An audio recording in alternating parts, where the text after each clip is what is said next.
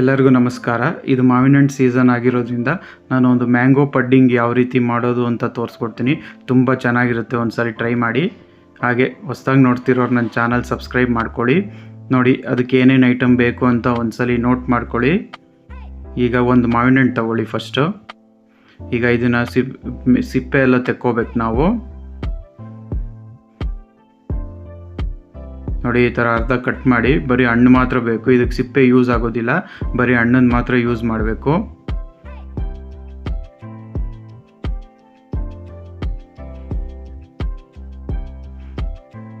ನೋಡಿ ಈಗ ನಾನೆಲ್ಲ ಕಟ್ ಮಾಡ್ಕೊಂಡಿದ್ದೀನಿ. ಈಗ ಇದನ್ನು ಹಣ್ಣನ್ನು ತೆಗೆಯೋಣ.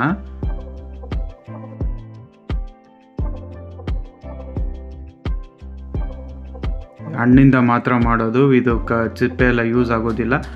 ತುಂಬ ಚೆನ್ನಾಗಿರುತ್ತೆ, ಜೆಲ್ಲಿ ಥರ ಬರುತ್ತೆ, ನಿಮಗೆ ತಿನ್ನೋದಕ್ಕೂ ಸೂಪರಾಗಿರುತ್ತೆ. ಒಂದ್ಸರಿ ಟ್ರೈ ಮಾಡಿ. ಇದು ಮಾವಿನ ಹಣ್ಣು ಸೀಸನ್ ಆಗಿರೋದ್ರಿಂದ. ನೋಡಿ ಈಗ ನಾನು ಎಲ್ಲನೂ ಸಿಪ್ಪೆ ತೆಗೆದಿದ್ದೀನಿ. ಈಗ ಒಂದು ಮಿಕ್ಸಿ ಜಾರ್ಗೆ ಸಿಪ್ಪೆ ತೆಗೆದಿರೋವಂಥ ಮಾವಿನ ಹಣ್ಣು, ಆಮೇಲೆ 1 ಕಪ್ಪು ಸಕ್ಕರೆ, 1 ರಿಂದ 1.5 ಕಪ್ಪು ಸಕ್ಕರೆ. ಹಣ್ಣು ಸಿಹಿ ಜಾಸ್ತಿ ಇದ್ದರೆ ಸಕ್ಕರೆ 1 ಕಪ್ ಹಾಕ್ಕೊಳ್ಳಿ, ಹಣ್ಣು ಸ್ವಲ್ಪ ಸಿಹಿ ಕಮ್ಮಿ ಇದ್ದರೆ 1.5 ಕಪ್ ಹಾಕ್ಕೊಳ್ಳಿ. ಆಮೇಲೆ ನಾನಿಲ್ಲಿ 1 ಲೋಟ ಅಷ್ಟು ಹಾಲು ಹಾಕ್ಕೊಂಡಿದ್ದೀನಿ. ಈಗ ಇದನ್ನು ನೈಸಾಗೆ ಬ್ಲೆಂಡ್ ಮಾಡ್ಕೋಬೇಕು. ನೋಡಿ ಇದೇ ಥರ ಇಷ್ಟು ಫುಲ್ಲು ನೈಸಾಗೆ ಬ್ಲೆಂಡ್ ಮಾಡಿ. ಈಗ ಒಂದು ಬಾಣಲಿಗೆ ಬ್ಲೆಂಡ್ ಮಾಡಿರೋವಂಥ ಮಾವಿನ ಹಣ್ಣು, ಈಗ ಇದು ಚೆನ್ನಾಗಿ ಕುದಿಬೇಕು. ಅಲ್ಲಿ ತನಕ ಮೀಡಿಯಮ್ ಫ್ಲೇಮಲ್ಲೇ ಇದೇ ಥರ ಸೌಟ್ ಅಲ್ಲಾಡಿಸ್ತಾನೆ ಇರಿ, ಇಲ್ಲಾಂದರೆ ನಿಮಗೆ ತಳ ಅಂಟ್ಕೊಂಡ್ಬಿಡುತ್ತೆ. ಅದಕ್ಕೋಸ್ಕರ ನೋಡಿ ಈಗ ಚೆನ್ನಾಗಿ ಕುದೀತಾ ಇದೆ, ಸ್ವಲ್ಪ ಗಟ್ಟಿ ಆಗುತ್ತೆ ಇದು. ಈಗ 1 ಕಪ್ಪಿಗೆ 1-2 ಚಮಚ ಅಷ್ಟು ಕಾರ್ನ್ಫ್ಲೋರ್ ಇಟ್ಟು ಅದಕ್ಕೆ ಒಂದು ಚೂರು ಹಾಲು ಹಾಕ್ಕೊಂಡು ಗಂಟಿಲ್ದಂಗೆ ಕಲಿಸ್ಕೊಳ್ಳಿ.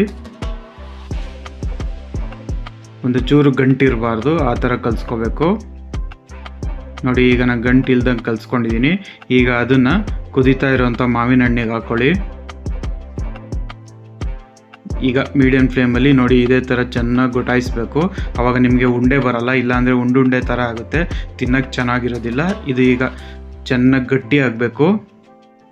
ನೋಡಿ ಈಗ ಚೆನ್ನಾಗಿ ಗಟ್ಟಿ ಆಗಿದೆ, ಬಾಣಲಿ ಎಲ್ಲ ಬಿಡ್ತಾ ಇದೆ. ನೋಡಿ ಈ ಥರ ಇಷ್ಟು ಗಟ್ಟಿ ಆಗಬೇಕು. ನಿಮಗೆ ಗೊತ್ತಾಗುತ್ತೆ, ಇದು ಕಂಟ್ಕೊತಾ ಇರುತ್ತೆ ಚಮಚಕ್ಕೆ, ಅಷ್ಟು ಗಟ್ಟಿ ಆಗಲಿ. ಈಗ ಒಂದು ಗ್ಲಾಸ್ ಬೌಲ್ಗೆ ನಾನು ಸ್ವಲ್ಪ ಮಾವಿನ ಹಣ್ಣು ಯೂಸ್ ಮಾಡ್ತಾಯಿದ್ದೀನಿ. ತಿನ್ನೋಕೆ ಚೆನ್ನಾಗಿರುತ್ತೆ ಮೇಲ್ಗಡೆ ಮಾವಿನ ಹಣ್ಣು ಸಿಗ್ತಾಯಿದ್ರೆ, ಅದಕ್ಕೋಸ್ಕರ. ಈಗ ಅಲ್ಲಿ ನಾವು ಮಾಡ್ಕೊಂಡಿದ್ವಲ್ಲ ಮಾವಿನ ಹಣ್ಣಿಂದು, ಅದನ್ನು ಇದಕ್ಕೆ ಹಾಕ್ಕೊಳ್ಳಿ. ಈಗ ಇದನ್ನು 2 ರಿಂದ 3 ಅವರ್ ನೀವು ಫ್ರಿಜ್ಜಲ್ಲಿ ಇಡಬೇಕಾಗುತ್ತೆ. ನೋಡಿ ಈಗ 2 ರಿಂದ 3 ಅವರ್ ಆಗಿದೆ ಫ್ರಿಜ್ಜಲ್ಲಿ ಇಟ್ಟು. ಈಗ ನಾನು ನೋಡಿ ಎಷ್ಟು ಚೆನ್ನಾಗಿ ಸೆಟ್ ಆಗಿದೆ, ನೋಡಿ ಎಷ್ಟು ನೀಟಾಗಿ ಜೆಲ್ಲಿ ಥರ ಆಗಿದೆ ಅದು. ಈಗ ಇದನ್ನು ಪ್ಲೇಟ್ ಮೇಲೆ ಹಾಕಿ ತೋರಿಸ್ತೀನಿ.